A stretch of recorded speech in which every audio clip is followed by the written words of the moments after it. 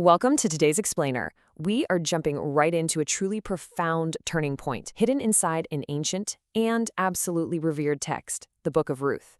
Specifically, we're going to zoom in on chapter 2, verses 8 through 13.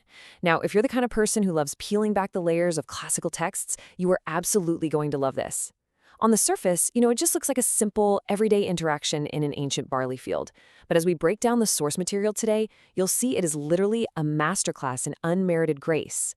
We're talking about a massive pivot point where a storyline of, frankly, deep tragedy starts transforming into this magnificent triumph. Okay, let's dive into this. How a destitute widow entered a grand plan of redemption. We're framing this whole narrative not just as a dusty piece of ancient history, but as a fascinating mystery. Think about it. How does someone sitting at the absolute rock bottom of the socioeconomic ladder, a true outcast with literally zero leverage and zero wealth, suddenly find themselves woven right into the very center of God's ultimate historical plan? It's a remarkable progression, right? And to understand exactly how she gets there, we need to carefully examine the exact moment her life changes trajectory forever. The context of the encounter. To really wrap our heads around this mystery, we've got to set the scene for their very first face-to-face interaction. Up until this exact moment in the text, Boaz, the wealthy landowner, and Ruth, the poor gleaner, have never even spoken. Ruth has been out there in the blistering hot sun all day, doing back-breaking, exhausting labor just to scrape together a handful of dropped grain. She's literally just trying to keep herself and her mother-in-law from starving. And then the owner of the field arrives. Now, take a look at this comparison, because this encounter brilliantly highlights a massive power dynamic. On side A, we've got Boaz. He's wealthy, highly respected, basically the ultimate societal insider. He's a man with serious standing and influence. Then on side B, you have Ruth. She isn't just poor. She's a widow with no assets, no husband to protect her, absolutely zero safety net. Plus, and this is maybe the heaviest label of all back then, she is a Moabite. Historically, Moab was an enemy nation to Israel. So she's a complete outsider from a rival nation, reduced to the absolute lowest rung of society. The power dynamic here, totally lopsided. Boaz holds all the cards, and Ruth holds none. Grace beyond the law. What happens next is just, well, it's a masterclass in grace that goes shockingly beyond what the law required. You see, when Boaz actually speaks to her and offers her help, he doesn't just do the bare minimum. What he does in this moment radically shatters the cultural norms of his day. To put it into perspective, it'd be kind of like a modern-day billionaire completely upending a rigid corporate system just to personally help someone who happened to wander into the lobby. He totally redefines what generosity looks like. To really get this, we have to understand the baseline rules of that ancient society. Leviticus 19 commands landowners, "Do not reap to the very edges of your field, or gather the gleanings. Leave them for the poor and for the foreigner residing among you." That was the law of the land. Landowners were legally required to leave the edges of their fields unharvested, dropping a little grain so the vulnerable wouldn't, starve to death.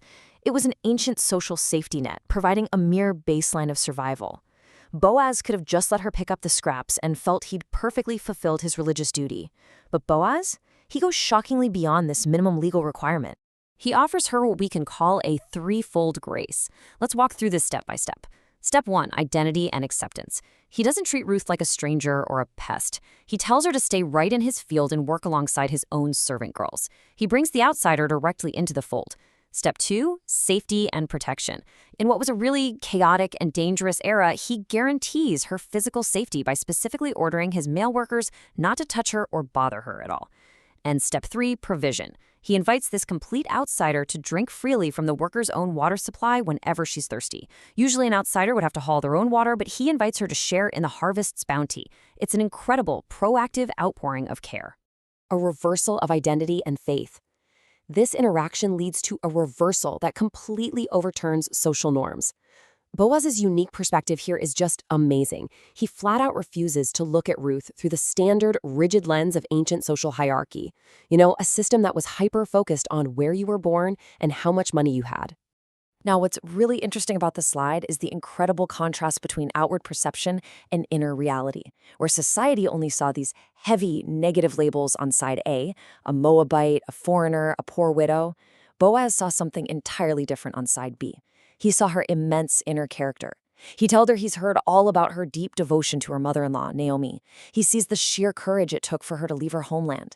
And above all, he sees her profound faith in coming to take refuge under the wings of the God of Israel. Boaz values her spirit, her choices, and her faith infinitely more than her societal status. And Ruth's reaction? It's one of overwhelming, humble shock. As we see here, she immediately bows to the ground. She is intimately aware of her place in that society. She knows she's a Moabite, she knows she has absolutely zero leverage, and she recognizes that she completely does not deserve this incredible favor. But honestly, the most beautiful part is that Boaz's kind words didn't just meet her physical need for food and water, they deeply comforted her heart. She actually tells him that he has spoken kindly to her, bringing a profound sense of healing and dignity to a woman who thought she had lost absolutely everything. A perfect foreshadowing of the gospel. While this is deeply moving purely on a human level, our sources point out something that is just breathtaking. This ancient interaction is actually a blueprint for a much larger spiritual truth. It is a perfect foreshadowing of the gospel message, playing out right there in an ancient barley field.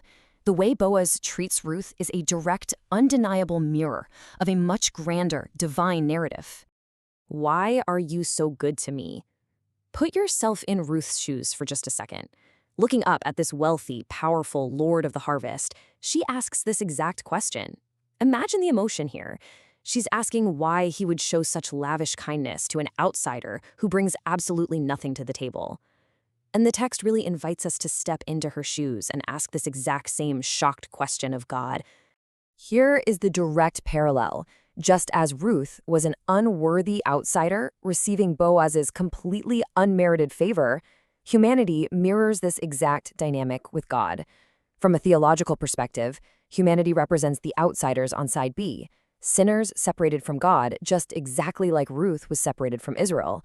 Yet we are brought into God's kingdom, we're welcomed in, protected, and made his children solely through the unmerited, redemptive grace of Jesus Christ.